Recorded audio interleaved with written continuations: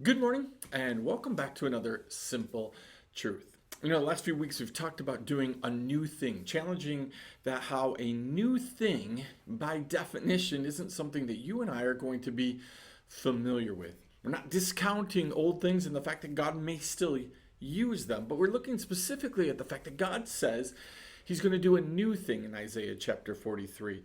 What is that new thing? And then we compare that with the fact that when Jesus came to be that new thing, to lead the people into a new thing, well, those who were around him couldn't recognize it. I want to talk about that for a second. One of the biggest problems that I see within churches, within families, within businesses, is this concept of not being able to see, not being able to recognize when God is doing a new thing. You and I get really comfortable with old things. We get really comfortable in a pair of shoes and a pair of pants. We get comfortable in a jacket, and we can't really see what other people are seeing when it comes to those things. For instance, I have a little hobby farm, and frequently I fall in love with a flannel, a hooded flannel about this time of the year. And just from the day to day use of that flannel, it gets torn and it gets ragged and it gets smelly and it gets a bunch of other things. And it gets to the point where washing it, well, it only tends to make it worse, not better. And every once in a while, my wife has to tell me, hey, I think it might be time to trade it in. Well, that's a hard thing because it's comfortable and it fits well and I know it and I know where the holes are in it and all of these things. And I get comfortable with the old. And so when she presents me with a new every Christmas, it takes me a while to break in that new thing, to understand that the new has value. It's the same as the old, but different in nature. What do I mean by that? It does the same thing. It covers me, it keeps me warm, it offers me pockets to put my stuff, but it's different in nature, meaning it might be a different color, might be a different size, might have more pockets or less pockets, but ultimately it accomplishes the same goal. And that's what you and I need to be focused in on. That while we're with other people, when we're at church, especially at this time of the year when it gets to Christmas, we get caught up in our traditions and it's hard to break through those to encompass some new traditions. My wife and I, again, are facing that this year as we've settled into a new house, a 10-year project that we started is now come to fulfillment. We've actually moved into a house and now we're faced with, wait, where do we hang this? And what do we do with this? And how do we use this in this house, in this setting? So we have a lot of familiar things in a new setting, a new methodology, a new way of doing things. And what do we do with that whole thing? And it's causing, a little bit of stress here and there as we have to figure out, do we still need this? Is this still important to us?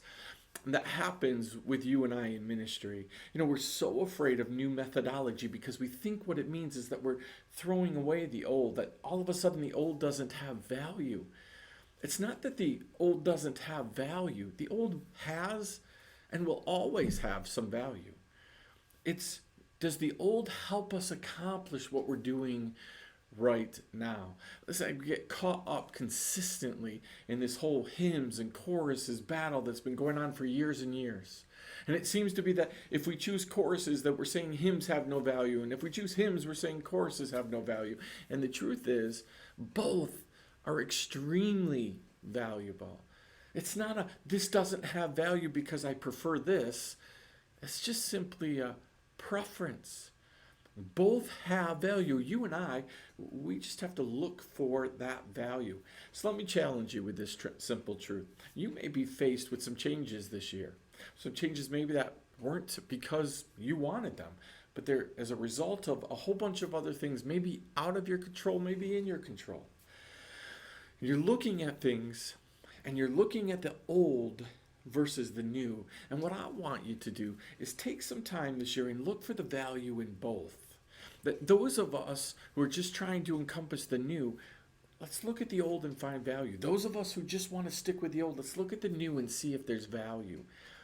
God says that we're to evaluate things. not just simply label them because of our preferences. So we look at things and we look at people, and if people, God's people, are doing things, then it has value. Let's find that value this Christmas season. So the choice isn't between old and new, the choice is between values.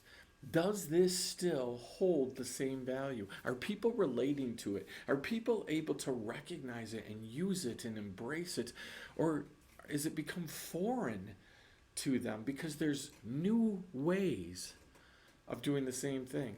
Listen, most of us walk around with some type of a cell phone.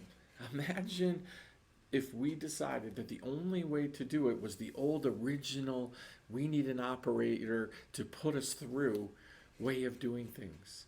It's not that that way is wrong, and it's not that that way isn't effective. It still works. But can you imagine the waste of time and energy and resources when there's a new way to do something that makes life not just easier, but it makes us more relatable to those around us. Jesus used the most up-to-date methods of his time at teaching people and reaching people. He didn't go back and say, hey, let's do it the way that Abraham did it. Let's do it the way that Moses did it. Instead, he taught the way that other rabbis were teaching. He used the same techniques and the same resources that other people were using. And that's because he was trying to reach the people of his time. There's value in how the people of other times have been reached and will be reached. Let's find value and put our time and energy in figuring out how to reach people of today, this Christmas. Not last Christmas, not next Christmas, but how are you reaching the people around you this Christmas?